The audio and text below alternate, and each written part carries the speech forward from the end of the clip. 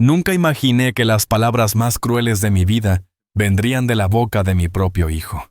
Palabras que no solo me rompieron el corazón, sino que me echaron de la fiesta de cumpleaños de mi propio nieto. Me quedé ahí de pie en la puerta de una casa que yo ayudé a construir, mirando cómo mi hijo Mateo me señalaba la salida mientras mi nuera Daniela sonreía detrás de él con esa expresión de satisfacción que nunca olvidaré. Fue en ese momento parado en el umbral de esa puerta cuando supe que algo dentro de mí acababa de romperse. No era solo mi corazón. Era algo más profundo, algo que tiene que ver con la confianza, con la fe en las personas que amas, con la creencia de que la sangre siempre será más fuerte que cualquier cosa. Me equivoqué.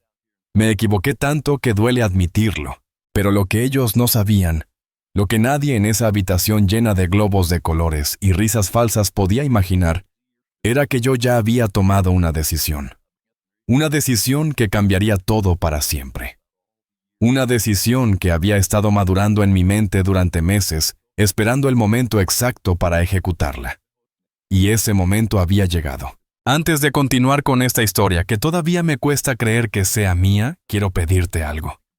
Si estás escuchando esto, suscríbete al canal y activa la campanita. Porque lo que vas a escuchar no es solo mi historia, es una lección que aprendí de la manera más dolorosa. Y tal vez, solo tal vez, pueda ayudarte a evitar el mismo dolor que yo sentí. Escuché sus palabras como si vinieran de muy lejos, como si alguien hubiera puesto un vidrio grueso entre el mundo y yo. Mi hijo, mi Mateo, ese niño que yo cargué en mis hombros cuando apenas tenía 3 años, que enseñé a andar en bicicleta en el parque un domingo de primavera, que consolé cuando se cayó por primera vez y se raspó las rodillas, me estaba diciendo que yo era un estorbo, que mi presencia arruinaba la fiesta de su hijo. Mi nieto Sebastián acababa de cumplir 5 años, y yo había llegado con su regalo favorito, un tren de madera que tallé con mis propias manos durante 3 largos meses. Cada pieza lijada con cuidado, cada rueda perfectamente redonda, pintado con los colores que Sebastián me había dicho que le gustaban la última vez que lo vi. Pero según Daniela, yo no había sido invitado. Según ella, yo siempre causaba problemas, siempre interrumpía, siempre hacía que las cosas fueran incómodas. Según ella, era mejor que me fuera y no volviera más. Y Mateo, mi hijo, no dijo nada para defenderme. Solo bajó la cabeza y murmuró que tal vez sería mejor que yo me fuera. Me quedé paralizado. El mundo a mi alrededor parecía moverse en cámara lenta. Vi los rostros de los otros invitados, algunos apartando la mirada con vergüenza ajena, otros susurrando entre sí y señalándome discretamente. Vi a mi nieto Sebastián corriendo hacia mí, con los brazos abiertos, gritando, ¡Abuelo, abuelo!, hasta que su madre lo detuvo de un jalón brusco del brazo, y le dijo algo al oído que hizo que el niño se pusiera a llorar. Vi cómo Mateo miraba al suelo, incapaz de sostener mi mirada, con las manos en los bolsillos, y los hombros caídos como un cobarde. Y sentí algo que nunca había sentido antes en mis 72 años de vida, una soledad tan profunda, tan oscura, tan absoluta, que me costaba respirar. Era como si alguien me hubiera arrancado el corazón del pecho y lo hubiera pisoteado frente a mí. Pero ahí estaba yo con 72 años encima, con un tren de madera en las manos, que ahora parecía pesar 1000 kilos, sintiendo que todo por lo que había trabajado, todo por lo que había luchado, todo por lo que había sacrificado mi juventud y mi salud, se desmoronaba frente a mis ojos como un castillo de arena. Y lo peor de todo, lo que más me dolía hasta el alma, era que mi propio hijo estaba permitiendo que esto sucediera. El hijo por el que había trabajado doble turno durante años para poder pagar su universidad privada. El hijo al que le compré su primer coche cuando se graduó. El hijo al que le di el enganche de su casa cuando se casó. Ese mismo hijo estaba eligiendo a su esposa por encima de su propio padre.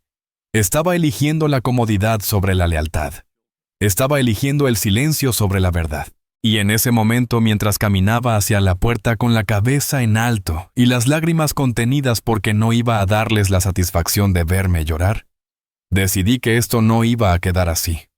No porque quisiera venganza, no porque quisiera hacerles daño, sino porque necesitaba que supieran que un padre también tiene dignidad. Que los años no me habían quitado la lucidez, ni la capacidad de tomar decisiones, que yo todavía tenía voz aunque ellos ya no quisieran escucharla. Me llamo Roberto Méndez. Tengo 72 años y durante más de 5 décadas creí que había construido una familia perfecta. Nací en un pequeño pueblo de Andalucía, en una casa blanca con tejas rojas y un patio lleno de geranios, donde aprendí desde niño el valor del trabajo duro y la lealtad familiar. Mi padre era carpintero, y yo heredé no solo su oficio, sino también su filosofía de vida. La familia es lo primero, siempre sin excepciones, sin condiciones. Trabajé como carpintero durante 45 años construyendo muebles, que duraban generaciones, reparando casas con el mismo cuidado que si fueran mías, creando con mis manos callosas y curtidas por el trabajo todo lo que mi familia necesitaba. No me hice rico, nunca tuve un coche de lujo, ni vacaciones en el extranjero, pero tampoco nos faltó nada importante. Teníamos comida en la mesa, ropa limpia, un techo sobre nuestras cabezas, y sobre todo teníamos amor. O al menos yo creía que lo teníamos. Me casé con Carmen cuando tenía 25 años, y ella 22. La conocí en la feria del pueblo bailando sevillanas con sus amigas, y fue amor a primera vista de esos que solo existen en las películas viejas. Ella era la mujer más hermosa que había visto en mi vida, con unos ojos verdes que brillaban como esmeraldas bajo el sol de Andalucía, y una risa que iluminaba cualquier habitación que hacía que todos a su alrededor se sintieran felices. Carmen era maestra de escuela primaria, una mujer culta y paciente que enseñaba con el corazón. Los niños la adoraban y sus padres la respetaban. Y juntos, ella y yo construimos un hogar lleno de amor, de esperanza, de esas pequeñas cosas que hacen que la vida valga la pena vivirla. Tuvimos 3 hijos, Mateo el mayor, que nació cuando yo tenía 27 años, y Carmen 24. Luego vino Elena 2 años después con los ojos de su madre y mi terquedad. Y finalmente Miguel, el bebé de la familia, que llegó 3 años más tarde, y completó nuestra familia perfecta. Los 3 fueron nuestra alegría, nuestra razón de vivir, el centro de nuestro universo. Recuerdo las noches en las que Carmen les leía cuentos antes de dormir, su voz suave y melodiosa, llenando la casa de magia y aventuras. Recuerdo los domingos en el parque corriendo detrás de ellos, mientras volaban cometas. Recuerdo los veranos en la playa de Cádiz construyendo castillos de arena que las olas destruían al anochecer. Recuerdo las navidades alrededor de la mesa grande que yo mismo construí, con el olor del pavo asado y las risas de los niños abriendo sus regalos. Éramos felices, o al menos yo creía que lo éramos. Ahora me pregunto si realmente conocí a mis hijos o si solo vi lo que quería ver. Carmen falleció hace 5 años. Cáncer de mama. Fueron los 18 meses más duros de mi vida verla consumirse poco a poco frente a mis ojos, sintiendo que no podía hacer nada para salvarla, que todas mis fuerzas y mi voluntad no servían de nada contra esa enfermedad maldita. La vi perder su cabello, su peso, su energía, pero nunca su sonrisa. Incluso en los peores momentos ella sonreía y me decía que todo iba a estar bien. En sus últimos días, postrada en la cama del hospital con tubos por todos lados, me tomó la mano con la poca fuerza que le quedaba y me hizo prometer que cuidaría de nuestros hijos, que nunca los abandonaría, que siempre estaría ahí para ellos, sin importar qué. Le prometí entre lágrimas que lo haría, que nunca los dejaría solos, que sería el mejor padre que pudiera ser. Y cumplí esa promesa. Al menos lo intenté con todas mis fuerzas. Después de su muerte, vendí nuestra casa grande. Esa casa donde habíamos criado a nuestros hijos, donde cada rincón tenía un recuerdo, y me mudé a un apartamento más pequeño en la ciudad. No podía soportar estar allí sin ella, ver su silla vacía, escuchar el silencio donde antes había risas. Con el dinero que me sobró de la venta, ayudé a Mateo a dar el enganche de su casa. Lo ayudé porque era mi hijo primogénito, porque Carmen me lo hubiera pedido, porque eso es lo que hacen los padres, ¿verdad? Ayudan a sus hijos a construir su futuro, aunque eso signifique sacrificar parte del suyo. Mateo se había casado con Daniela 2 años antes de que Carmen muriera. La boda fue hermosa en una finca antigua, con jardines llenos de flores blancas. Carmen estaba tan feliz ese día, tan orgullosa de ver a su hijo mayor casarse. Yo también lo estaba, aunque desde el principio noté algo extraño en la forma en que Daniela me miraba. No era hostilidad abierta, no era algo que pudiera señalar con el dedo y decir, «Aquí está el problema». Era algo más sutil, más calculado, como si midiera cada palabra que yo decía, cada gesto que hacía, cada momento que pasaba con mi hijo. Carmen me decía que era mi imaginación, que Daniela solo era tímida, que venía de una familia diferente a la nuestra y necesitaba tiempo para conocernos y adaptarse a nuestras costumbres. Yo quise creerlo con todas mis fuerzas. Quise pensar que mi esposa tenía razón, como siempre la tenía en casi todo. Pero después de que Carmen murió y ya no estaba ahí para suavizar las cosas, las máscaras empezaron a caer. Daniela dejó de fingir que le agradaba mi presencia. Elena, mi hija del medio, se mudó a Barcelona hace 3 años por una oportunidad laboral increíble. Trabaja en una empresa de tecnología ganando más en un mes de lo que yo ganaba en 6 meses de carpintería. Nos llamamos todas las semanas sin falta, y ella siempre me pregunta cómo estoy, si necesito algo, si he ido al médico, si estoy comiendo bien. Es ingeniera de sistemas, una mujer brillante y cariñosa que heredó la bondad infinita de su madre y mi determinación. Miguel, el menor, vive en Valencia con su esposa Ana, que es una mujer adorable, de esas que te hacen sentir bienvenido desde el primer momento. Tienen 2 hijas pequeñas, Lucía y Sofía, que me llaman abuelo con tanto amor y alegría, que el corazón se me hincha de felicidad cada vez que las escucho por teléfono. Ellos me visitan cada vez que pueden. Me invitan a sus casas, me hacen sentir parte de sus vidas. Pero Mateo, mi primogénito, mi orgullo durante tantos años, se había quedado cerca, viviendo apenas a 20 minutos de mi apartamento. O al menos eso era antes de lo que pasó en el cumpleaños de Sebastián. Antes de que me echaran como si fuera un extraño, como si no fuera el hombre que le dio la vida. Los primeros años después de la muerte de Carmen fueron confusos y dolorosos. Me sentía completamente perdido sin ella, como un barco sin brújula, en medio de una tormenta que no terminaba nunca. La casa vacía me recordaba constantemente su ausencia. Su perfume todavía estaba en el armario, sus libros en la estantería, sus fotos en cada rincón. Y yo no sabía cómo seguir adelante sin mi compañera de vida. Mateo y Daniela me invitaban a comer de vez en cuando, aunque siempre sentía cierta tensión en el aire, como electricidad estática antes de una tormenta.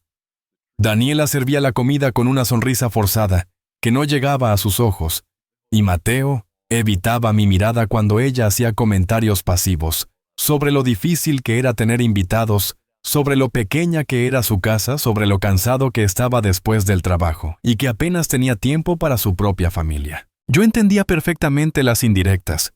Cada una de ellas era como una pequeña puñalada, pero las ignoraba porque solo quería ver a mi nieto Sebastián.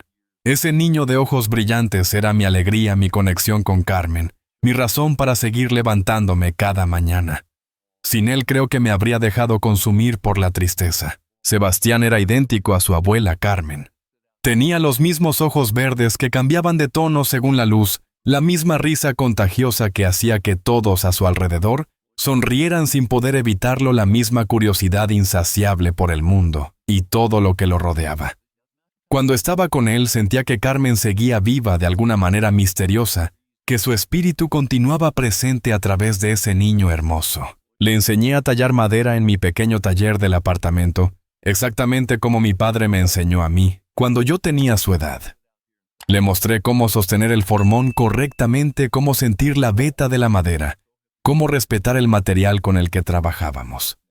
Le conté historias interminables de su abuela, de cómo nos conocimos en aquella feria del pueblo, de nuestro primer beso bajo un naranjo, de las aventuras que vivimos juntos durante casi 5 décadas. Y él me escuchaba con los ojos brillantes de fascinación, completamente absorto, absorbiendo cada palabra como si fuera un tesoro invaluable que guardaba en su corazón.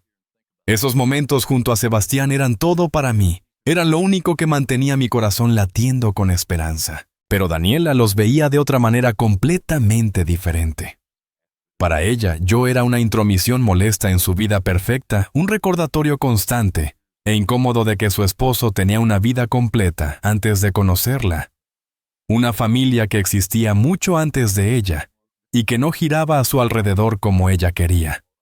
Yo representaba un pasado que ella no controlaba, y eso la atormentaba. Las visitas se fueron espaciando gradualmente como una lenta despedida que yo no quería aceptar. Primero era cada 2 semanas, luego una vez al mes, luego solo en ocasiones especiales, muy específicas. Daniela siempre tenía una excusa perfectamente preparada. Sebastián estaba resfriado y no debía tener visitas. Tenían planes importantes que no podían cancelar. Estaban muy ocupados con el trabajo y las actividades del niño. Y Mateo, mi hijo, que antes me contaba todo, simplemente asentía con la cabeza y aceptaba todo lo que ella decía, sin cuestionarlo, como un títere sin voluntad propia. Ver a mi hijo convertirse en eso me dolía casi tanto como perder a Carmen. Yo no quería causar problemas ni conflictos, así que esperaba pacientemente mi turno. Llamaba con días de anticipación antes de visitar para que no dijeran que llegaba sin avisar. Traía regalos caros para Sebastián y dulces para no llegar con las manos vacías.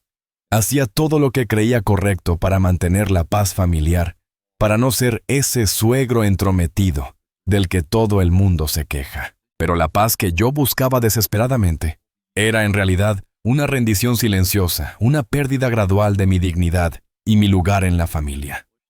Una rendición que me llevó directamente a ese cumpleaños fatídico, a esa puerta cerrada en mi cara, a ese momento devastador en el que mi propio hijo me pidió que me fuera y no volviera más. Y fue entonces cuando comprendí que había llegado el momento de actuar. Era un sábado por la tarde, el cielo estaba despejado, y el sol entraba por las ventanas de mi apartamento, llenando todo de una luz dorada y cálida.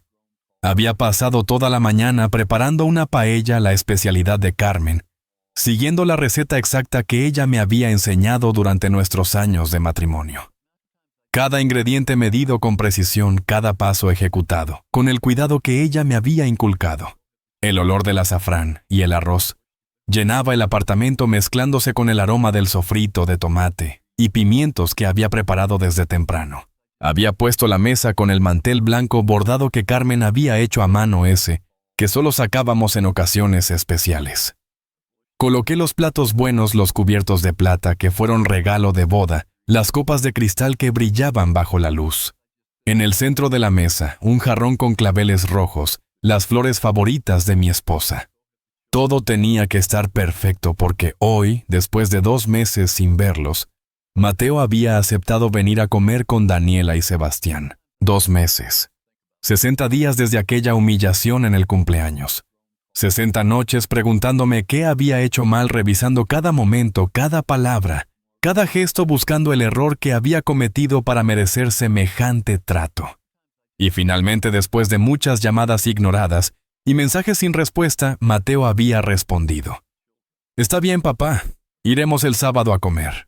Esas simples palabras me habían llenado de una esperanza que ahora, mientras ponía los últimos toques a la mesa, me parecía casi ingenua. Pero era mi hijo. Era mi nieto. Y yo estaba dispuesto a hacer lo que fuera necesario para recuperar, aunque fuera una pequeña parte de lo que habíamos perdido.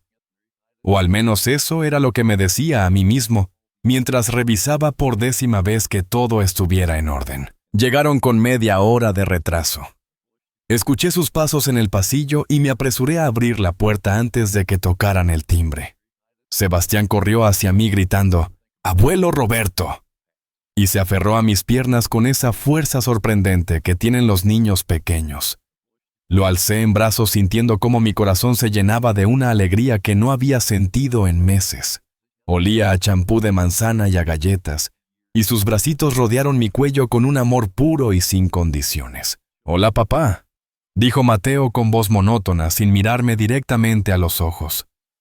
Daniela entró detrás de él con una sonrisa que no llegaba a sus ojos, evaluando el apartamento con esa mirada crítica que ya conocía tan bien. Llevaba un vestido elegante y tacones altos, como si viniera a una reunión de negocios y no a una comida familiar. Sus labios pintados de rojo formaban una línea perfecta de desaprobación apenas disimulada. «¡Qué bonito huele!», comentó con un tono que dejaba claro que no era un cumplido sincero, sino una observación de cortesía. Espero que no te hayas molestado mucho por nosotros. Para nada, respondí bajando a Sebastián y conduciéndolos al comedor. Es un placer tenerlos aquí. Esta casa está muy vacía sin ustedes. Las palabras salieron más sinceras de lo que pretendía, revelando una vulnerabilidad que inmediatamente lamenté mostrar. La comida comenzó en un silencio incómodo, roto solo por los comentarios entusiastas de Sebastián sobre el arroz y las gambas. «Está muy rico, abuelo.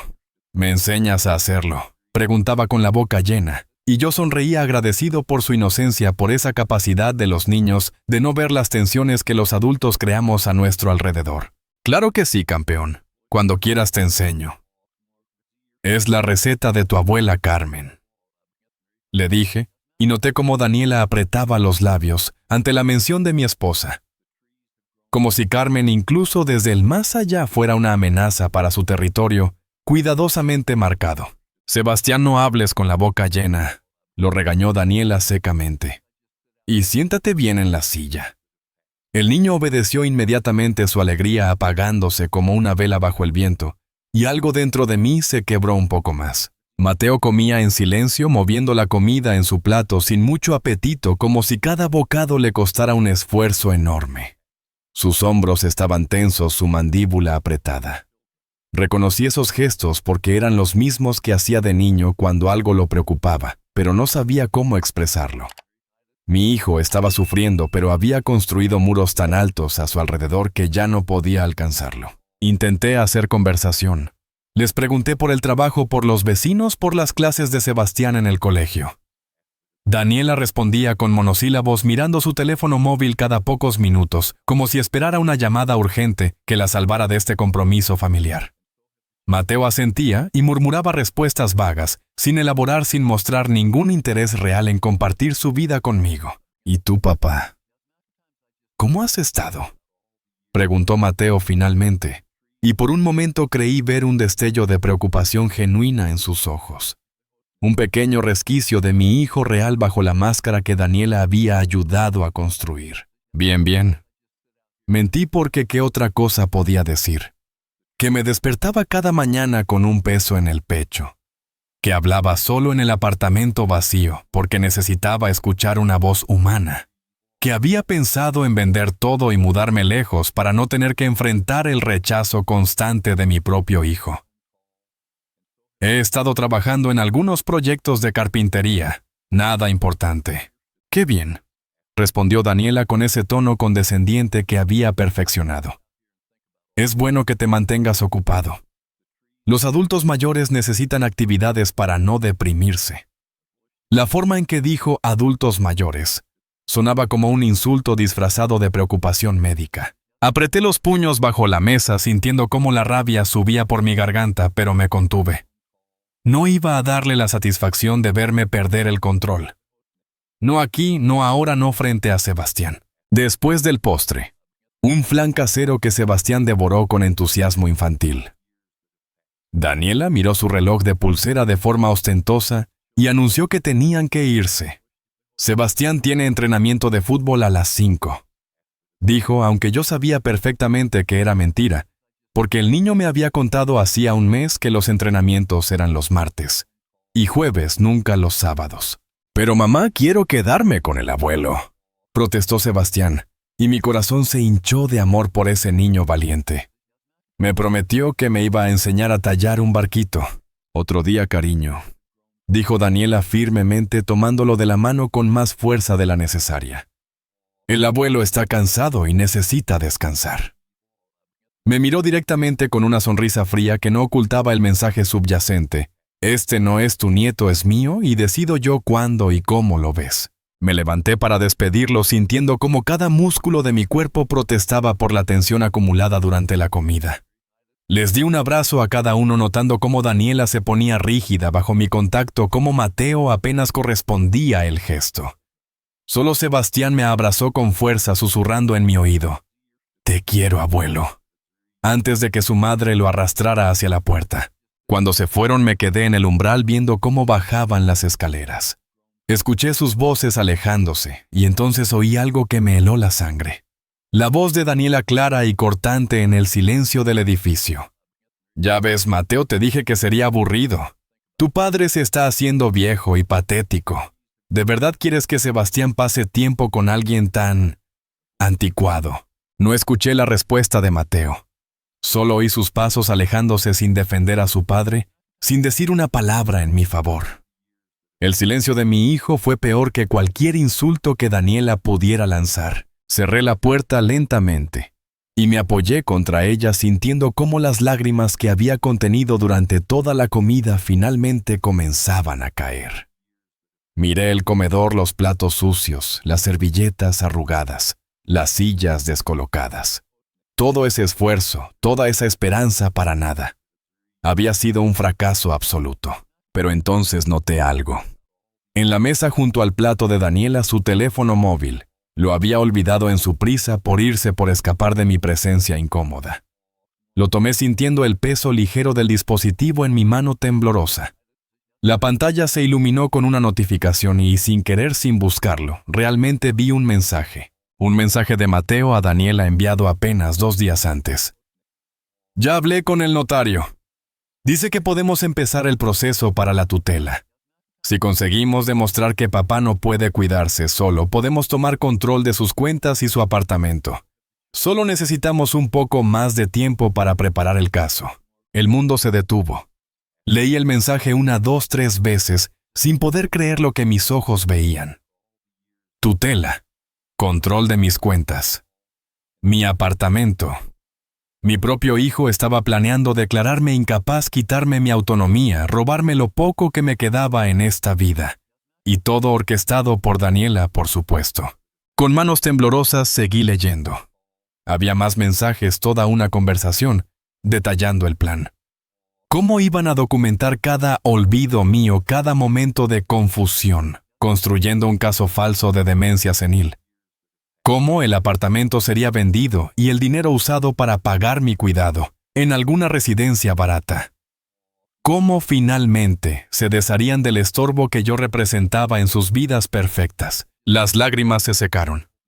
La tristeza se convirtió en algo diferente, algo más duro, más frío. No era rabia exactamente. Era claridad.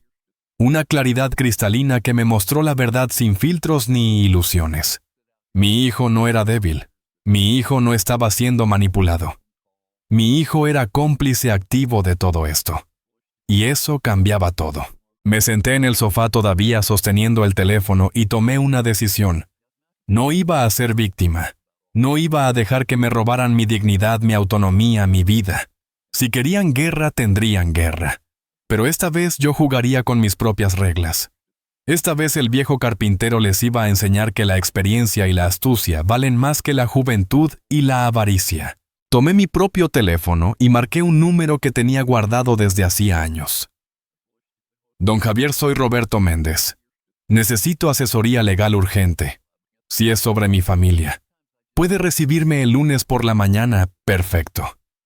Tengo mucho que contarle. Colgué y miré por la ventana hacia la calle donde mi hijo acababa de desaparecer. El sol comenzaba a ponerse tiñendo el cielo de naranjas y rojos intensos. Un nuevo día estaba terminando, pero otro estaba por comenzar. Y yo estaría listo. El lunes llegó más rápido de lo que esperaba. Pasé el domingo entero revisando documentos, organizando papeles, preparándome mentalmente para lo que vendría. No dormí casi nada. Cada vez que cerraba los ojos veía esos mensajes en la pantalla del teléfono de Daniela. Cada palabra grabada a fuego en mi memoria: tutela, incapaz, control de sus cuentas. Las palabras de mi propio hijo conspirando contra mí. A las 9 de la mañana estaba en el despacho de don Javier Rodríguez, un abogado que había conocido años atrás, cuando ayudé a resolver un problema de herencia en su familia. Era un hombre de unos 60 años, cabello canoso, perfectamente peinado, traje impecable, y una mirada que te hacía sentir que nada se le escapaba. Su oficina olía a libros viejos y café recién hecho. Don Roberto me saludó con un apretón de manos firme. Han pasado años. Me alegra verlo, aunque lamento que sea en estas circunstancias. Cuénteme todo, y se lo conté. Todo. Desde la muerte de Carmen hasta el cumpleaños de Sebastián, pasando por cada humillación, cada indirecta, cada momento en que sentí que estaba perdiendo a mi hijo. Y finalmente, le mostré las capturas de pantalla que había tomado de los mensajes en el teléfono de Daniela. Había sido lo suficientemente inteligente para fotografiar cada conversación antes de devolverle el teléfono el domingo por la mañana, dejándolo discretamente en su buzón con una nota. Olvidaste esto en mi casa. Don Javier leyó los mensajes en silencio, su expresión volviéndose cada vez más seria. Cuando terminó, se quitó los lentes y me miró directamente a los ojos. Don Roberto, esto es grave, muy grave. Están planeando un abuso financiero y legal contra usted. La buena noticia es que usted está completamente lúcido y capaz, y tenemos evidencia de su conspiración. La mala noticia es que esto va a doler, porque vamos a tener que enfrentar a su hijo directamente. Lo sé, respondí con voz firme. Estoy listo. Ya no puedo seguir siendo el padre débil que acepta cualquier cosa con tal de mantener la paz. Carmen me perdonaría por muchas cosas, pero no por dejar que me conviertan en víctima de mi propia sangre. Pasamos las siguientes 3 horas planificando una estrategia. Don Javier me ayudó a actualizar mi testamento, estableciendo claramente mi voluntad y mi plena capacidad mental. Preparamos documentos médicos que certificaban mi excelente salud cognitiva. Organizamos mis cuentas bancarias de forma que nadie pudiera acceder a ellas sin mi consentimiento explícito. Construimos una fortaleza legal alrededor de mi autonomía. Ahora viene la parte difícil, dijo don Javier. Tiene que confrontarlos.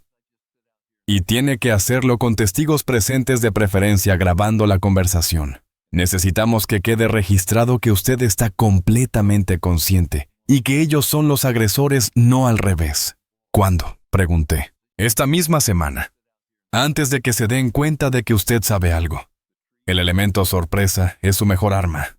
Esa noche llamé a Mateo. Mi mano temblaba mientras marcaba su número, pero mi voz salió firme y clara cuando contestó. Hola, papá. Su voz sonaba cansada, tal vez culpable. Mateo, necesito hablar contigo y con Daniela.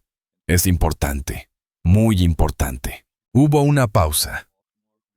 ¿De qué se trata? Prefiero decirlo en persona. Pueden venir a mi casa el miércoles por la tarde sin Sebastián. Esto es solo para adultos. Otra pausa más larga. Escuché voces de fondo, Daniela preguntando algo. Está bien, papá. Iremos el miércoles a las 6. Colgué y me senté en el sofá sintiendo cómo el corazón me latía con fuerza en el pecho. Ya no había marcha atrás. En 2 días mi vida cambiaría para siempre de una forma u otra. El miércoles llegó con un cielo gris amenazando lluvia. Pasé el día preparando todo meticulosamente. Don Javier llegaría media hora antes que Mateo y Daniela para estar presente como testigo y asesor legal. También había invitado a mi vecino don Alfonso, un maestro jubilado de 75 años, que era notario público y que había aceptado servir como testigo adicional. Necesitaba que esto fuera inobjetable, irrefutable. A las 5:30, don Javier y don Alfonso ya estaban en mi apartamento. Habíamos colocado una grabadora de audio en la mesa del comedor bien visible. No iba a esconder nada.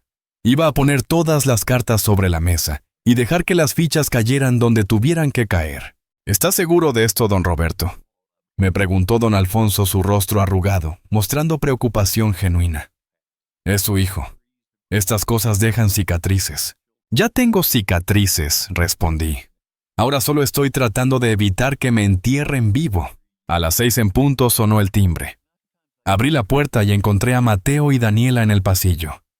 Inmediatamente Daniela vio a los 2 hombres en mi sala, y su expresión cambió de sorpresa a desconfianza. ¿Qué es esto?, preguntó con voz cortante. Dijiste que querías hablar con nosotros, no que habría una reunión. Pasen, por favor, dije con calma. Les presento a don Javier Rodríguez, mi abogado, y a don Alfonso Martínez, notario público. Son testigos de esta conversación. Mateo palideció visiblemente. Papá, ¿qué está pasando? Siéntense, dije señalando el sofá. Mi voz era firme, sin temblor, sin debilidad.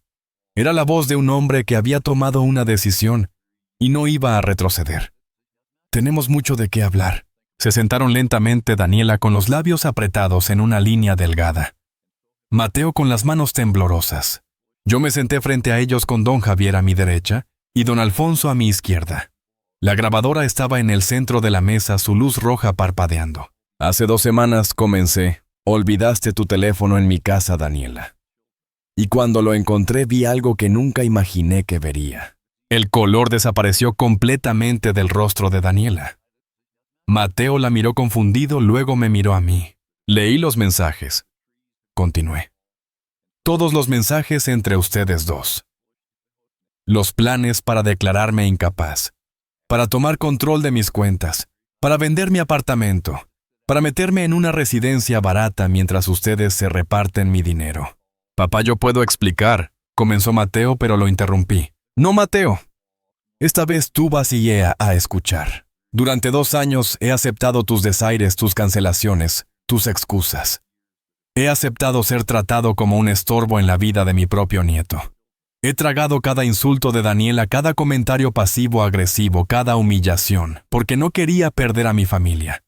Porque prometí a tu madre que siempre estaría ahí para ustedes. Mi voz se quebró ligeramente al mencionar a Carmen, pero me recuperé rápidamente. Pero esto. Levanté mi teléfono mostrando las capturas de pantalla. Esto cruza una línea que no puede ser perdonada. Intentar robarme mi autonomía, mi dignidad, mi libertad. Convertirme en un prisionero de mi propia familia. ¿Para qué? Para dinero. Daniela finalmente habló, su voz fría y calculadora. No es robo si es para tu propio bien, Roberto. Eres viejo, estás solo, cometiste errores, olvidaste mi teléfono, ¿lo ves? Es una señal clara de deterioro cognitivo. La miré con una mezcla de asombro y repulsión. ¿En serio vas a usar eso como argumento? Cualquier persona puede olvidar un objeto. Eso no es demencia, Daniela. Es ser humano. Pero hay más. Insistió ella, sus ojos brillando con una determinación casi fanática. Te repites en las conversaciones. Te confundes con las fechas. El otro día no recordaba si habíamos quedado en martes o miércoles. Porque ustedes cambian los planes constantemente. Respondí, mi voz subiendo de volumen. Porque me cancelan y reprograman tantas veces que es imposible llevar la cuenta. Eso no es mi confusión, es su falta de respeto. ¡Basta ya!, gritó Mateo de repente poniéndose de pie. ¡Todos ustedes, basta! Se pasó las manos por el cabello, su rostro rojo, de ira y vergüenza. Daniela, ¿qué demonios estabas pensando? ¿Realmente creíste que esto era buena idea? Estaba pensando en nosotros, respondió ella también poniéndose de pie. En Sebastián. En nuestro futuro. Tu padre tiene dinero guardado. Tiene este apartamento que vale una fortuna en el mercado actual. ¿Por qué debería quedarse con todo cuando nosotros estamos luchando para pagar la hipoteca cada mes? Porque es su dinero, gritó Mateo. Porque se lo ganó con su trabajo. Porque no nos pertenece. Me quedé en silencio observando a mi hijo defender por primera vez en 2 años. Algo dentro de mí se removió, una pequeña esperanza de que tal vez, solo tal vez, no todo estaba perdido. Daniela lo miró con desdén. Oh, por favor, no te hagas el santo ahora, Mateo. Tú fuiste quien sugirió la idea de la tutela. Tú fuiste quien contactó al notario primero. No me eches toda la culpa a mí cuando esto fue tan tuyo como mío. El silencio que siguió fue devastador. Mateo se quedó paralizado, incapaz de negar las acusaciones de su esposa. Y yo sentí como el último pedazo de mi corazón que aún albergaba esperanza se hacía añicos. ¿Es verdad, Mateo?, pregunté con voz temblorosa. Fuiste tú quien inició esto. Mi hijo no podía mirarme a los ojos. Se dejó caer de nuevo en el sofá con la cabeza entre las manos. Yo pensé... Daniela me decía que estabas solo, que podrías hacerte daño, que necesitabas supervisión. Y yo le creí. Y luego empezamos a hablar de las finanzas y de cómo el apartamento estaba siendo desperdiciado y de cuánto nos ayudaría ese dinero y te convenció, terminé la frase por él, te convenció de traicionar a tu propio padre. No es traición, gritó Daniela. Es sentido común. Eres viejo, Roberto. Vas a morir pronto de todas formas. ¿Por qué aferrarte a todo ese dinero cuando tu hijo lo necesita ahora? Cuando tu nieto lo necesita. La habitación quedó en silencio absoluto después de sus palabras. Incluso don Javier y don Alfonso parecían choqueados por la frialdad y brutalidad de su declaración. Yo la miré fijamente viendo por primera vez a la persona real detrás de la máscara. Daniela, dije con voz muy calmada, demasiado calmada. Tienes razón en una cosa. Voy a morir algún día. Todos lo haremos. Pero te equivocas en todo lo demás. Este dinero, este apartamento son míos. Los gané con 45 años de trabajo honesto. Y voy a decidir yo qué hacer con ellos, no tú, no Mateo, nadie más que yo. Me puse de pie y caminé hacia el archivador que tenía en la esquina. Saqué un sobre grande y lo puse en la mesa frente a ellos. Este es mi Nuevo Testamento, dije. Redactado la semana pasada con la ayuda de don Javier. En él establezco claramente mi plena capacidad mental avalada por 3 médicos diferentes. También establezco que cualquier intento de declararme incapaz será considerado como un intento de abuso financiero y resultará en la desheredación automática de los responsables. Daniela abrió el sobre con manos temblorosas y comenzó a leer. Su rostro pasó de la palidez al rojo intenso mientras avanzaba en la lectura. «No puedes hacer esto», susurró. «Ya lo hice», respondí. «Y hay más. He transferido todos mis activos a un fideicomiso controlado por don Javier. Nadie puede acceder a ese dinero excepto yo. Si algo me pasa, si muero o quedo realmente incapacitado, hay instrucciones muy claras sobre cómo se distribuirán mis bienes». «¿Y qué dice?», preguntó Mateo con voz apenas audible. «Dice que Elena recibirá el 40%. Miguel recibirá otro 40%. Y tú, Mateo, recibirás el 20% restante, pero solo si para ese momento has demostrado arrepentimiento genuino y has reconstruido tu relación conmigo basada en respeto, no en avaricia». Mateo levantó la vista, las lágrimas corriendo por sus mejillas. «Papá, yo... Lo siento tanto». No sé en qué estaba pensando. Daniela tenía razón, fui yo quien empezó esto. Yo soy el culpable. Yo... «Cállate, Mateo», lo interrumpió Daniela con veneno en su voz. «No te humilles frente a él. Tu padre es un viejo egoísta que prefiere castigarte antes que ayudarte. Que se quede con su dinero. No lo necesitamos». «Sí lo necesitamos», dijo Mateo quedamente. «Por eso hicimos todo esto. ¿Recuerdas? Porque estamos ahogados en deudas que tú insististe en adquirir. Porque quisiste la casa grande, el coche nuevo, las vacaciones caras. Y yo fui lo suficientemente débil como para traicionar a mi padre para darte todo eso». Daniela lo miró con una expresión de absoluto desprecio. «Eres patético», escupió las palabras. «Tu padre tiene razón en desheredarte. No mereces nada». Se dio la vuelta y salió del apartamento dando un portazo que hizo temblar las paredes. Mateo se quedó sentado en el sofá llorando silenciosamente, completamente destrozado. Me senté a su lado manteniendo una distancia prudente. Parte de mí quería consolarlo, abrazarlo como cuando era niño, y se caía. Pero otra parte, la parte que había sido traicionada y humillada, se mantenía firme. «Mateo», dije suavemente, «te amo. Eres mi hijo y siempre lo serás. Pero el amor no significa ser cómplice de tu autodestrucción. No significa permitir que me uses y abuses.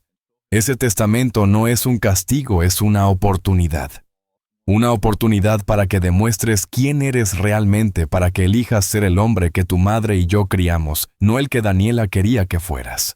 Él asintió sin poder hablar, ahogado por los sollozos. Finalmente se levantó y caminó hacia la puerta. Antes de salir, se dio la vuelta. «La voy a dejar, papá. A Daniela. Me voy a divorciar de ella. Debí haberlo hecho hace años. Mamá nunca la quiso». «¿Verdad? Ella lo vio desde el principio. Tu madre», dije cuidadosamente, «quería que fueras feliz. Y esta mujer no te hace feliz, hijo. Te hace pequeño. Te hace cruel. Te hace alguien que no reconozco». «Lo sé», susurró. «Y lo siento. Voy a arreglarlo. Voy a arreglar todo. Lo prometo». y salió cerrando la puerta suavemente detrás de él. Don Javier. Don Alfonso y yo nos quedamos en silencio durante varios minutos. Finalmente, don Alfonso habló. Fue valiente, don Roberto. No muchos hombres tendrían el coraje de hacer lo que usted hizo hoy. No fue valentía, respondí cansadamente. Fue supervivencia. Y ahora tengo que vivir con las consecuencias. Me sentía vacío, agotado, como si hubiera envejecido 10 años en una tarde. Pero también sentía algo más, algo que no había sentido en mucho tiempo. Sentía dignidad. Sentía que había recuperado mi voz, mi poder, mi derecho a ser respetado. Y eso pensé mientras los dos hombres se despedían. Y me dejaban solo en mi apartamento. Eso valía todo el dolor. Esa noche no dormí. Ni un solo minuto. Me quedé sentado en el sofá mirando el techo, escuchando el silencio ensordecedor de mi apartamento vacío. El reloj de la pared marcaba cada segundo con un tic-tac, que parecía martillar directamente en mi cerebro. Tic-tac, tic-tac. Cada segundo que pasaba era un segundo más sin sueño, un segundo más de tortura. Repetía cada palabra de la confrontación en mi mente, una y otra vez. Las veía como una película en loop infinito. La cara de Daniela cuando dijo, «Vas a morir pronto de todas formas». Los ojos de Mateo llenándose de lágrimas cuando admitió su culpa. El sonido del portazo cuando ella se fue. El silencio devastador cuando él se fue. ¿Qué hice mal? La pregunta me perseguía como un fantasma. Daba vueltas en mi cabeza hasta marearme. ¿En qué momento perdí a mi hijo? ¿En qué momento el niño que yo crié, que yo amé con cada fibra de mi ser, se convirtió en alguien capaz de conspirar contra su propio padre? Me levanté del sofá cuando el primer rayo de luz empezó a filtrarse por la ventana. Mis rodillas protestaron, mis huesos crujieron. 72 años pesan más después de una noche como esta. Caminé hasta la habitación que había sido de los niños cuando venían a visitarnos. Ahora era poco más que un cuarto de almacenamiento lleno de cajas con recuerdos que no había tenido el valor de revisar desde la muerte de Carmen. Abrí una caja al azar. Dentro encontré álbumes de fotos viejos y polvorientos. Pasé las páginas lentamente con cuidado, como si los recuerdos pudieran desintegrarse bajo mis dedos. Ahí estaba Mateo. 3 años con su primer día de preescolar. Carmen lo había vestido con un suéter azul que él odiaba, pero en la foto sonreía mostrando los dientes que le faltaban. Recordé ese día como si hubiera sido ayer. Mateo había llorado cuando Carmen se fue, y yo me había quedado con él media hora hasta que se calmó. «No te preocupes, campeón», le había dicho. «Papá siempre estará aquí cuando me necesites». Pasé la página. Mateo a los 7 años en su primera comunión. Tan serio en su traje blanco intentando verse mayor. Habíamos hecho una fiesta en el jardín. Carmen había cocinado durante 3 días. Toda la familia había venido. Mateo me había abrazado esa noche y me había susurrado: «Eres el mejor papá del mundo». ¿Cuándo dejé de serlo? Otra foto. Mateo a los 12 sosteniendo el trofeo de su equipo de fútbol. Yo había ido a cada uno de sus partidos, esa temporada incluso cuando tenía que dejar el trabajo temprano y perder horas de pago. Lo veía correr por el campo con orgullo hinchándome el pecho. «Ese es mi hijo», le decía a cualquiera que escuchara. Cerré el álbum porque las lágrimas estaban empezando a caer sobre las fotos y no quería arruinarlas. Eran todo lo que me quedaba del hijo que conocí. Del hijo que amé. Del hijo que tal vez nunca existió realmente, o tal vez sí existió, pero murió en algún momento, y yo no me di cuenta. Me pregunté si Carmen había visto esto venir. Ella siempre fue más perceptiva que yo con las personas. Recordé la conversación que tuvimos poco después de que Mateo anunciara su compromiso con Daniela. «No me gusta esa mujer, Roberto», me había dicho Carmen una noche acostados en la cama en la oscuridad. «Hay algo en sus ojos. Algo frío, algo calculador. Dé el tiempo, amor». Le había respondido yo, siempre el optimista, siempre creyendo lo mejor de las personas. «Está nerviosa, es normal. Nosotros también fuimos así cuando conocimos a nuestras familias». «No», había insistido Carmen. «No es lo mismo. Ella no mira a Mateo con amor. Lo mira como un proyecto, como algo que puede moldear. Yo no le había hecho caso. Pensé que estaba siendo sobreprotectora, que ninguna mujer sería suficientemente buena para su primogénito. Y ahora, acostado en la cama que alguna vez compartimos en la habitación que olía a polvo y soledad, entendí que Carmen tenía razón, como siempre. Carmen, susurré en la oscuridad. ¿Qué hago? ¿Qué se supone que debo hacer ahora? Pero no hubo respuesta. Solo el silencio. Solo el vacío. Solo el peso aplastante de saber que estaba completamente solo en esto. Me levanté nuevamente, incapaz de quedarme quieto. Caminé por el apartamento como alma en pena. Cada rincón tenía un recuerdo. La mesa donde comíamos en familia. La silla donde Carmen se sentaba a leer. El rincón donde poníamos el árbol de Navidad. Todo estaba ahí intacto físicamente, pero vacío de significado. Porque ¿qué es una casa sin familia? ¿Qué son los muebles sin las personas que los usaban? Pensé en llamar a Elena. Ella siempre había sido sensata, equilibrada. Pero ¿qué le diría? Tu hermano intentó robarme y ahora estoy destrozado. No podía hacer eso. No podía poner esa carga sobre ella. Elena tenía su propia vida en Barcelona, su propio trabajo, sus propios problemas. No necesitaba los míos. Pensé en llamar a Miguel. Pero era aún peor. Miguel adoraba a su hermano mayor. Siempre lo había admirado, siempre había querido ser como él. Destruir esa imagen sería cruel. Y Miguel tenía a sus niñas, a Ana, a su familia feliz. No quería contaminar su felicidad con mi dolor. Así que me quedé solo con mis pensamientos. Y mis pensamientos eran crueles. Me culpaba a mí mismo. Por supuesto que lo hacía. ¿Qué padre no lo haría? Repasaba cada decisión que había tomado en la crianza de Mateo. Fui demasiado estricto, demasiado permisivo. Le di demasiado, no le di suficiente. ¿Dónde estuvo mi error? Recordé cuando Mateo tenía 16 años y fue arrestado por conducir la motocicleta de un amigo sin licencia. Yo había ido a la estación de policía en medio de la noche. Había pagado la multa. Había hablado con él sobre responsabilidad y consecuencias, pero al final lo había perdonado. Todos cometemos errores, hijo, le había dicho. Lo importante es aprender de ellos. Fue ese mi error. Le enseñé que siempre habría alguien para salvarlo. Que nunca tendría que enfrentar realmente las consecuencias de sus acciones. O tal vez fue cuando le di el dinero para su casa. Debía haber dicho que no. Debía haber dejado que luchara por sí mismo, que construyera su patrimonio con su propio esfuerzo. Pero ¿qué padre hace eso cuando tiene los medios para ayudar? Las preguntas no tenían respuesta. Solo me hundían más profundo en un pozo de culpa y desesperación. Miré por la ventana. El sol estaba saliendo completamente ahora. Las calles empezaban a llenarse de gente yendo al trabajo. Vida normal. Gente normal viviendo días normales. Y yo, aquí en mi apartamento, sintiéndome como si mi mundo se hubiera acabado. Carmen. Volví a susurrar esta vez con voz rota. Te prometí que cuidaría de nuestros hijos. Te lo prometí mientras te morías. Y fallé. Fallé tan completamente que nuestro hijo mayor se convirtió en alguien que no reconozco. ¿Cómo se supone que viva con esto? Me senté en el suelo de la sala, mi espalda contra la pared. Las lágrimas caían libremente ahora. Ya no intentaba contenerlas.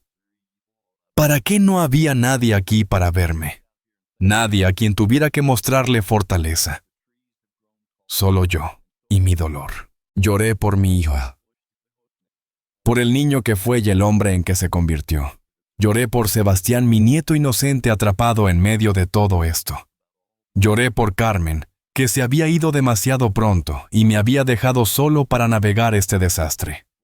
Lloré por mí mismo, por el viejo tonto que pensó que el amor y el sacrificio serían suficientes. Pero entonces, en medio del llanto, en medio de la desesperación más profunda, algo cambió. Recordé las últimas palabras que Carmen me dijo antes de morir.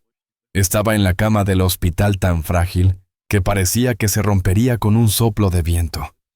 Tomó mi mano con la poca fuerza que le quedaba y me miró directamente a los ojos. Roberto. Había susurrado. Prométeme que nunca dejarás que nadie te quite tu dignidad.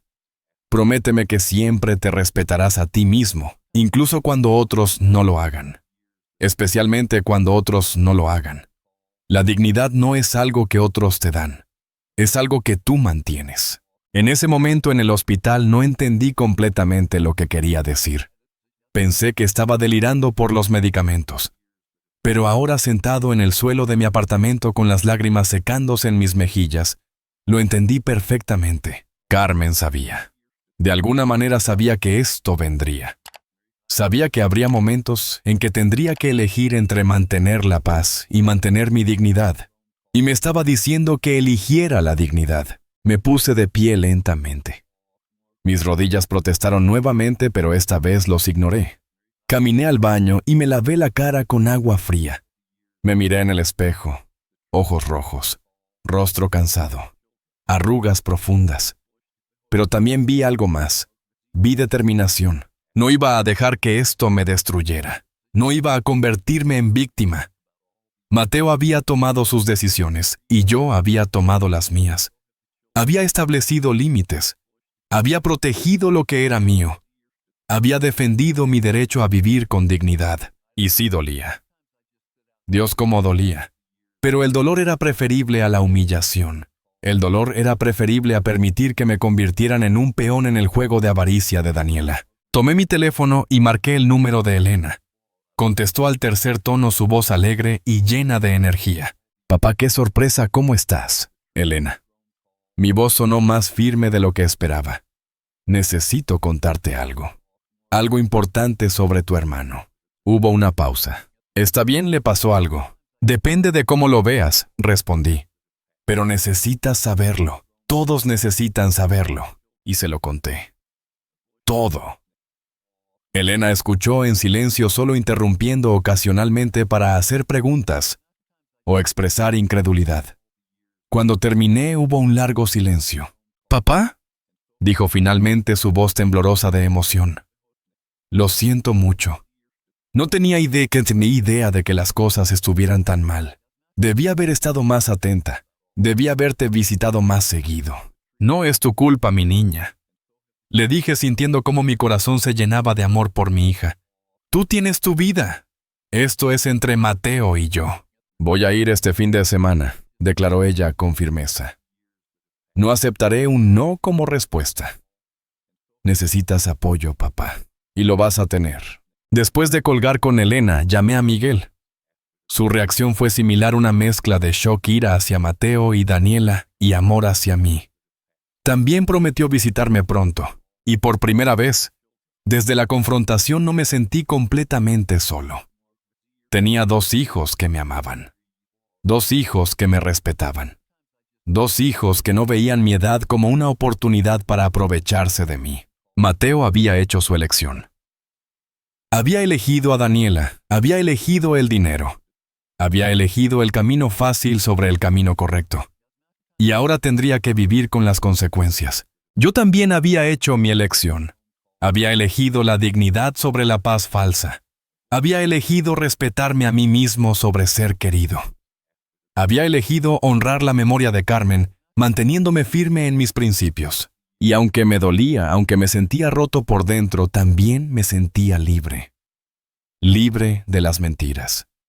Libre de pretender que todo estaba bien cuando no lo estaba. Libre de ser yo mismo completo y sin disculpas.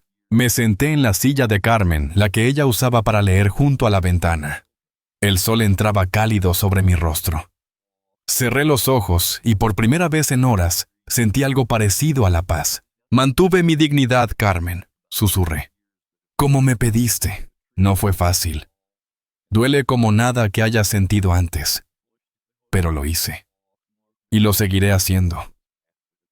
Una lágrima solitaria rodó por mi mejilla, pero esta vez no era solo de tristeza. Era también de alivio, de aceptación, de fortaleza recuperada. Había perdido a mi hijo, al menos por ahora, pero no me había perdido a mí mismo. Y eso, al final del día, era lo único que realmente podía controlar. Pasaron 3 semanas desde aquella confrontación. 3 semanas en las que no supe nada de Mateo. Ni una llamada, ni un mensaje, nada. Era como si hubiera desaparecido de la faz de la tierra. Elena y Miguel me llamaban todos los días preocupados ofreciéndome su apoyo. Pero de Mateo solo silencio. Hasta que una tarde de jueves, cuando regresaba del mercado con mis compras, encontré a alguien esperando frente a la puerta de mi edificio. Era Mateo, pero no el Mateo que yo conocía. Este hombre tenía el rostro demacrado, ojeras profundas, la ropa arrugada, como si hubiera dormido con ella puesta. Parecía haber envejecido 10 años en 3 semanas. «Papá», dijo cuando me vio su voz quebrada. «Por favor, necesito hablar contigo». Lo miré en silencio por un momento. Parte de mí quería cerrarle la puerta en la cara, hacerle sentir el mismo rechazo que yo había sentido. Pero otra parte, la parte que seguía siendo padre a pesar de todo, no podía ignorar el dolor evidente en sus ojos. «Sube», dije simplemente. En mi apartamento preparé café, mientras Mateo se sentaba en el sofá con las manos entre las rodillas mirando al suelo. Cuando le entregué la taza, nuestros dedos se rozaron brevemente y sentí cómo temblaba. «Me divorcié de Daniela», dijo sin preámbulos. Bueno, inicié el proceso. Debió haber sido lo primero que hice hace años, pero fui demasiado cobarde. Me senté frente a él esperando que continuara. Después de esa noche aquí llegué a casa y le dije que se acabó. Ella se rió en mi cara, papá. Se rió y me dijo que yo no tenía las agallas para dejarla, que sin ella yo no era nada, y eso fue lo que necesité escuchar para finalmente despertar. Tomó un sorbo de café sus manos, todavía temblando. Empaqué mis cosas esa misma noche. Me fui a un hotel. Al día siguiente contraté un abogado. ¿Y Sebastián?, pregunté, porque a pesar de todo mi nieto seguía siendo lo más importante. Estamos peleando por la custodia compartida. Daniela está furiosa. Está diciéndole a todo el mundo que me volví loco, que tú me manipulaste, que estoy abandonando a mi familia. Se frotó los ojos con cansancio. Pero no me importa lo que diga. Por primera vez en años, papá, estoy haciendo lo correcto. ¿Por qué vienes a contarme esto?, pregunté manteniendo mi voz neutral. No iba a facilitarle las cosas. Necesitaba saber que esto era genuino, no otra manipulación. Porque necesito que sepas algo. Algo que descubrí hace 2 días y que cambia todo. Sacó su teléfono y buscó algo en él. Luego me lo pasó. Era una serie de capturas de pantalla de conversaciones entre Daniela y alguien llamado Ricardo. «Leí», dijo Mateo. Leí los mensajes. Y con cada línea que leía mi incredulidad crecía. Eran mensajes entre Daniela y su hermano Ricardo fechados varios meses atrás, mucho antes de toda esta situación. En ellos Daniela detallaba un plan meticulosamente diseñado. «Una vez que tengamos control de las finanzas del viejo», escribía Daniela, «podemos vender el apartamento y dividir el dinero. Mateo es tan ingenuo que ni siquiera se dará cuenta hasta que sea demasiado tarde. Le haré creer que todo fue idea suya». Seguí leyendo, sintiendo cómo la rabia subía por mi garganta. «El notario que contacté es amigo de Ricardo», continuaba otro mensaje. «Ya sabe qué hacer. Tenemos testimonios falsos preparados de vecinos preocupados que dirán que Roberto está senil. Todo está arreglado. En 6 meses, máximo 1 año, tendremos todo». Había más, mucho más. Planes sobre cómo manipular a Mateo, sobre cómo aislarme de mis otros hijos, sobre cómo crear evidencia falsa de mi supuesto deterioro mental. Era un plan completo, detallado, malicioso. Y lo peor de todo era que estaba funcionando hasta que yo descubrí el teléfono aquel día. «Daniela nunca me amó», dijo Mateo con voz vacía. «Desde el principio todo fue calculado. Se casó conmigo porque sabía que tú tenías dinero. Me investigó, papá. Antes de conocernos ya sabía todo sobre nuestra familia, sobre el valor de tu apartamento, sobre tus ahorros. Todo fue una mentira desde el día 1. Le devolví el teléfono sintiendo una mezcla extraña de rabia por Daniela y dolor por mi hijo. «¿Cómo descubriste esto?» «Su hermano Ricardo», respondió con amargura. Resulta que Daniela también lo estaba estafando a él. Le había prometido una parte del dinero, pero luego intentó dejarlo fuera del acuerdo. Él se enojó y me contactó. Me lo contó todo. Me mostró todos los mensajes. Tengo todo documentado, papá. Todo. Se levantó y comenzó a caminar por la sala con movimientos nerviosos desesperados. Fui tan estúpido, tan increíblemente estúpido. Dejé que esa mujer destruyera mi relación contigo. Dejé que me convirtiera en alguien que no soy. Y lo peor es que casi funciona. Casi te quitamos todo. Pero no lo hicieron, dije firmemente. Porque yo tomé medidas. Porque no permití que sucediera. Lo sé. Y por eso estoy aquí. Porque necesito que sepas que voy a arreglarlo. Tengo toda esta evidencia. Se la llevé a don Javier esta mañana. Él dice que podemos presentar cargos criminales contra Daniela por intento de fraude, conspiración y una docena de cosas más. También podemos usar esto para asegurar que yo tenga la custodia completa de Sebastián, porque no hay forma de que un juez le dé la custodia a alguien que planeó un fraude familiar tan elaborado. Me quedé en silencio procesando todo esto. Era mucho. Demasiado. Y parte de mí se alegraba de que finalmente la verdad completa estuviera saliendo a la luz. Pero otra parte se sentía cansada. Tan terriblemente cansada de todo este drama. «Hay más», continuó Mateo sacando un sobre de su chaqueta. «Firmé esto esta mañana con don Javier. Es una renuncia formal a cualquier derecho sobre tu herencia. Completa e irrevocable. No quiero tu dinero, papá. Nunca lo quise. O al menos el verdadero yo nunca lo quiso. La versión de mí que Daniela creó sí lo quería, pero ese no soy yo». Tomé el sobre, pero no lo abrí. Solo lo sostuve sintiendo su peso. «No necesitas hacer esto, Mateo». «Sí necesito», insistió. «Necesito que sepas que esto no es sobre el dinero. Que mi regreso no es porque quiera algo de ti excepto tu perdón. Aunque sé que no lo merezco. Sé que probablemente nunca podré compensar lo que te hice. Pero al menos puedo asegurarme de que sepas que estoy tratando de ser mejor». Lo miré detenidamente buscando señales de mentira, de manipulación. Pero solo vi sinceridad. Vi a un hombre roto tratando de rearmarse. Vi a mi hijo finalmente después de años de no verlo realmente. Don Javier y yo hemos estado trabajando juntos, continué explicando. Vamos a ir a la policía mañana. Daniela va a enfrentar consecuencias legales reales por lo que intentó hacer. Y yo voy a testificar contra ella. Voy a contarle al juez exactamente cómo me manipuló, cómo me usó para intentar robarte. Voy a asegurarme de que todo el mundo sepa la verdad. Eso requerirá valentía, observé. Lo sé. Pero si hay algo que aprendí de ti, papá, es que hacer lo correcto no siempre es fácil. A veces es lo más difícil del mundo. Pero hay que hacerlo de todas formas. Se sentó nuevamente, esta vez más cerca de mí. Sé que no puedo deshacer el daño. Sé que te herí de formas que tal vez nunca sanen completamente. Pero quiero intentarlo. Quiero ser el hijo que mereces. El hijo que mamá hubiera querido que fuera. Y si me das una oportunidad, aunque sea una pequeña oportunidad, te prometo que voy a demostrarte que puedo cambiar. Pensé en Carmen, en lo que ella diría en este momento. Ella había sido siempre más sabia que yo en asuntos del corazón. Y podía escuchar su voz en mi mente tan clara como si estuviera sentada junto a mí. Todo el mundo merece una segunda oportunidad, Roberto. Pero las segundas oportunidades vienen con condiciones. ¿Está bien?, dije finalmente. Te daré una oportunidad, pero bajo mis términos. Mateo asintió vigorosamente. Lo que sea, cualquier cosa. Primero, levanté un dedo. Terapia. Vas a ir a terapia individual para trabajar en todo esto. En cómo llegaste a este punto, en cómo recuperar tu autoestima, en cómo ser un mejor padre para Sebastián.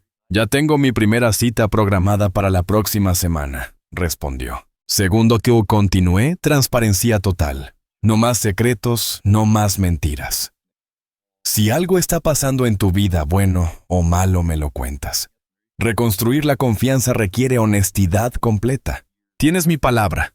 Y tercero, mi voz se volvió más suave pero no menos firme. Sebastián, quiero ver a mi nieto. Regularmente. Sin dramas, sin excusas. Sin Daniela envenenando su mente contra mí. Si vamos a hacer esto, si vamos a reconstruir esta familia, Sebastián tiene que ser parte de ello. Las lágrimas comenzaron a correr por las mejillas de Mateo. Ya hablé con mi abogado sobre eso.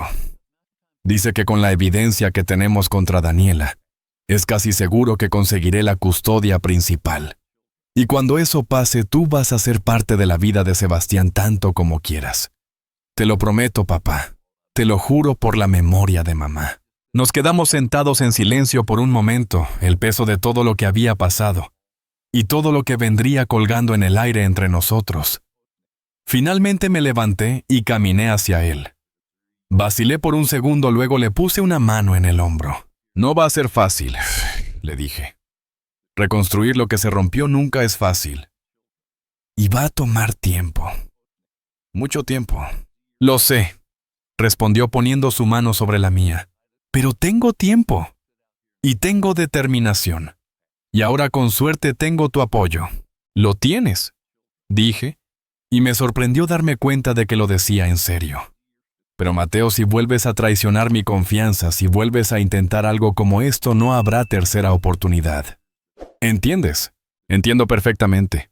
Y no la habrá, te lo prometo. Esa noche, después de que Mateo se fue, me senté en la silla de Carmen nuevamente. El sobre con la renuncia a la herencia estaba en la mesa junto a mí. Lo abrí y leí el documento. Era legítimo, firmado y notarizado. Mateo realmente había renunciado a todo. Tomé mi teléfono y llamé a don Javier. Don Javier, soy Roberto. Sobre ese testamento que hicimos, quiero hacer un cambio. Sí, sobre la distribución para Mateo. No quiero quitarle más. Quiero restaurar su parte completa. Sí, estoy seguro. Mi hijo está encontrando su camino de regreso. Y cuando lo haga completamente, quiero que sepa que yo nunca dejé de creer en esa posibilidad. Después de colgar, miré la foto de Carmen que tenía en la mesa. ¿Hice lo correcto, verdad, amor?, le pregunté a su imagen sonriente. Le di una oportunidad, como tú me hubieras pedido que hiciera. El silencio fue mi única respuesta. Pero de alguna manera en ese silencio sentí paz. Sentí que Carmen aprobaría. Que entendería que la justicia y el perdón no son opuestos, sino que pueden coexistir. Que puedes defender tu dignidad y aún así dejar la puerta abierta para la redención. La dignidad no significaba ser inquebrantable. Significaba ser firme en tus valores, mientras permanecías abierto al cambio genuino. Y eso, finalmente, era lo que estaba intentando hacer. Han pasado 8 meses desde aquella confrontación que cambió todo. 8 meses en los que mi vida se ha transformado de maneras que nunca imaginé posibles. Daniela está enfrentando cargos criminales. El juicio está programado para dentro de 2 meses. Don Javier dice que con toda la evidencia que tenemos, es casi seguro que será declarada culpable de intento de fraude, conspiración y abuso financiero premeditado. Su hermano Ricardo también enfrenta cargos por complicidad. La justicia, lenta pero segura, está siguiendo su curso. Mateo obtuvo la custodia principal de Sebastián. El juez, después de revisar toda la evidencia sobre los planes de Daniela, determinó que ella representaba un riesgo para el bienestar emocional del niño. Daniela tiene visitas supervisadas cada 2 fines de semana, y ni siquiera eso lo cumple con regularidad. Parece que ahora que no puede usar a Sebastián como herramienta de manipulación, ha perdido interés en ser madre. Mi nieto viene a mi casa 2 veces por semana. Los martes después de la escuela y los sábados por la mañana. En mi pequeño taller le estoy enseñando el oficio de la carpintería, como mi padre me enseñó a mí, como yo intenté enseñarle a Mateo hace décadas. Sebastián tiene manos hábiles y una paciencia sorprendente para un niño de 5 años. La semana pasada terminamos juntos una casa de pájaros. La pintó de azul y amarillo, los colores favoritos de su abuela Carmen. «Abuelo», me dijo mientras aplicaba la última capa de pintura. «Es verdad que mamá hizo cosas malas». Me quedé helado. Mateo y yo habíamos acordado no hablar mal de Daniela frente a Sebastián, sin importar lo que ella hubiera hecho. Los niños no deben cargar con el peso de los errores de sus padres. «Tu mamá tomó decisiones equivocadas», le dije cuidadosamente. «Pero eso no significa que no te ame a su manera. Las personas a veces se confunden y hacen cosas que lastiman a otros. Lo importante es aprender de esos errores. Papá también tomó decisiones equivocadas», preguntó con esa honestidad brutal que solo los niños poseen. «Sí», respondí. «Tu papá cometió errores. Pero lo importante es que los reconoció y está trabajando duro para ser mejor. Eso es lo que hace a alguien valiente, Sebastián. No es nunca cometer errores. Es tener el coraje de admitirlos y cambiar. Sebastián asintió pensativamente y continuó pintando. Y yo me di cuenta de que esta conversación era parte de su educación. Estaba aprendiendo que las personas son complejas, que el amor y el error pueden coexistir, que el perdón es posible pero debe ganarse. Mateo ha cumplido todas sus promesas. Va a terapia religiosamente cada semana. Ha conseguido un nuevo trabajo, uno mejor pagado que el anterior, y se mudó a un apartamento modesto pero cómodo cerca de aquí. Cenamos juntos todos los domingos, una tradición que hemos reiniciado. No es lo mismo que antes. Probablemente nunca lo será. Hay una cicatriz entre nosotros, una marca permanente de lo que pasó. Pero las cicatrices son señales de que algo sanó, no de que sigue roto. Elena vino a visitarme el mes pasado. Se quedó una semana completa. Una noche después de que Sebastián se durmiera en el sofá viendo una película. Los tres nos sentamos en la mesa, Mateo, Elena y yo, y hablamos. Realmente hablamos. Sobre mamá, sobre los errores cometidos, sobre el futuro. Papá, dijo Elena tomando mi mano. Quiero que sepas lo orgullosa que estoy de ti. No muchos hombres de tu edad tendrían el coraje de defenderse como lo hiciste. Le enseñaste a Mateo una lección que ninguna terapia podría haber enseñado, que el respeto no es opcional ni siquiera en la familia. Mateo asintió con los ojos húmedos. Tenías razón en todo, papá. Si hubieras cedido, si me hubieras dejado salirme con la mía, nunca habría tocado fondo. Nunca habría despertado. Tu firmeza me salvó, aunque en ese momento no lo entendía. Miguel también ha estado más presente. Trajo a Ana y a las niñas el mes pasado. Lucía y Sofía jugaron con Sebastián todo el día. Verlos correr por el apartamento, escuchar sus risas, sentir la energía de la vida nueva, llenando estos espacios que habían estado tan vacíos, fue como volver a vivir. El dinero que había destinado para protegerme de Mateo ahora está en un fondo educativo para mis 3 nietos. Sebastián, Lucía y Sofía tendrán su universidad pagada sin importar qué. Es mi forma de asegurarme de que algo bueno salga de todo este dolor. Que la próxima generación no tenga que pelear por dinero, que puedan enfocarse en ser buenas personas en lugar de personas ricas. He aprendido lecciones que nunca quise aprender. Aprendí que amar a Ilalgung no significa permitirle que te falte al respeto. Aprendí que la familia es importante, pero la dignidad es esencial. Aprendí que perdonar no significa olvidar, y que dar segundas oportunidades no significa ser ingenuo. También aprendí algo sobre mí mismo. Aprendí que a los 72 años todavía tengo fuerza, todavía tengo voz, todavía puedo defenderme y defender lo que es correcto.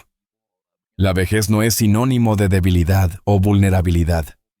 Es simplemente otra etapa de la vida, y en esta etapa tengo la sabiduría que solo viene con los años. Si pudiera hablar con Carmen ahora, le diría que cumplí mi promesa. Cuidé de nuestros hijos, pero también me cuidé a mí mismo. Y creo que ella estaría orgullosa de ambas cosas. Me gusta pensar que me está mirando desde algún lugar, sonriendo, esa sonrisa suya que siempre me hacía sentir que todo iba a estar bien. ¿Qué consejo le daría a alguien que esté pasando por algo similar? Primero, documenta todo. Guarda mensajes, correos, conversaciones. La evidencia es tu mejor protección. Segundo, busca ayuda profesional. Un buen abogado, un notario de confianza, alguien que entienda tus derechos y pueda protegerte. No intentes enfrentar esto solo. Tercero, y quizás más importante, no tengas miedo de establecer límites. El amor no requiere que te conviertas en víctima. Puedes amar a tu familia y aún así exigir respeto. De hecho, exigir respeto es a veces el acto de amor más grande que puedes dar, porque les enseñas a ser mejores personas. Cuarto, protege tus activos legalmente. Haz un testamento claro. Establece fideicomisos si es necesario. Asegúrate de que tus cuentas bancarias estén seguras. No esperes a que haya una crisis para tomar estas medidas. Hazlo ahora mientras estás lúcido y capaz. Y quinto, recuerda que la dignidad no tiene edad. No importa si tienes 30, 50, 70 o 90 años. Tienes derecho a vivir con respeto, con autonomía, con libertad. No dejes que nadie te quite eso, ni siquiera tu propia familia. Especialmente tu propia familia. La vida me enseñó que a veces las pérdidas más dolorosas nos llevan a los descubrimientos más importantes. Perdí a mi hijo por un tiempo, pero me encontré a mí mismo. Y al encontrarme a mí mismo, paradójicamente, abrí la puerta para que mi hijo pudiera encontrar su camino de regreso. Esa fue la última vez que vi al Mateo manipulado, débil, perdido. Ahora veo a un hombre que está reconstruyéndose ladrillo por ladrillo, decisión por decisión. Y eso es más valioso que cualquier herencia monetaria que pudiera dejarle. A veces perder a alguien no es perder, sino liberarse. Liberarse de dinámicas tóxicas, de relaciones basadas en conveniencia en lugar de amor genuino, de la necesidad de complacer a costa de tu propia alma. Y en esa liberación, paradójicamente, encontramos el espacio para que el amor real regrese, si está destinado a hacerlo. El amor verdadero, he aprendido, no teme al conflicto. No requiere que guardes silencio frente a la injusticia. El amor verdadero es lo suficientemente fuerte como para sobrevivir a la verdad, incluso cuando la verdad duele. Y si no sobrevive, entonces quizás nunca fue amor verdadero para empezar. La dignidad no tiene edad. El respeto no es negociable. Y nunca es demasiado tarde para defenderte. Estas son las lecciones que esta experiencia me dejó. Lecciones que pagué con lágrimas, con noches sin dormir, con el dolor de casi perder a mi hijo. Pero lecciones que al final me hicieron más fuerte. Hoy, cuando me miro en el espejo, veo a un hombre diferente del que era hace 8 meses. Veo arrugas más profundas, sí. Veo más canas, por supuesto. Pero también veo algo más. Veo a alguien que se respeta a sí mismo. Veo a alguien que tuvo el coraje de decir, basta, cuando otros hubieran permanecido callados. Veo a un sobreviviente. Y me gusta lo que veo. Si mi historia te tocó el corazón, si encontraste algo de valor en estas palabras, me gustaría saberlo. Me gustaría saber que este dolor que viví puede servir para ayudar a alguien más. Para advertir a alguien antes de que sea demasiado tarde. Para darle fuerza a alguien que está en medio de su propia batalla. ¿Desde qué ciudad me estás escuchando? ¿Has vivido algo similar? ¿Conoces a alguien que esté pasando por esto ahora mismo? Cuéntamelo. No estás solo. Yo estuve ahí en ese lugar oscuro donde sientes que tu propia familia te ha traicionado. Y salí del otro lado. Tú también puedes. Comparte esta historia con alguien que la necesite. Con ese padre o madre mayor que está siendo manipulado por sus hijos. Con ese abuelo que está dudando si tiene derecho a defenderse. Con esa persona que necesita escuchar que la dignidad no tiene fecha de expiración. Mi nombre es Roberto Méndez. Tengo 73 años ahora. Vivo en un apartamento modesto en Sevilla, España. Soy carpintero jubilado, padre de 3 hijos, abuelo de 3 nietos maravillosos. Soy viudo sobreviviente y alguien que aprendió que nunca es demasiado tarde para defenderte. Esta fue mi historia. Una historia de traición, de dolor, de pérdida. Pero también una historia de dignidad, de justicia, de redención. Una historia que espero que nunca tengas que vivir, pero si la vives, que sepas que hay salida. Siempre hay salida. Gracias por escucharme hasta el final. Gracias por permitirme compartir esta parte tan dolorosa, pero también tan importante de mi vida. Y recuerda, tú importas. Tu bienestar importa. Tu dignidad importa. Sin importar tu edad, sin importar quién intente decirte lo contrario. Cuídate. Protégete. Y nunca permitas que nadie te quite lo que es tuyo por derecho, tu autonomía, tu respeto, tu libertad de vivir tus últimos años en paz. Un abrazo fuerte desde Sevilla. Roberto Méndez, 73 años, Sevilla, España.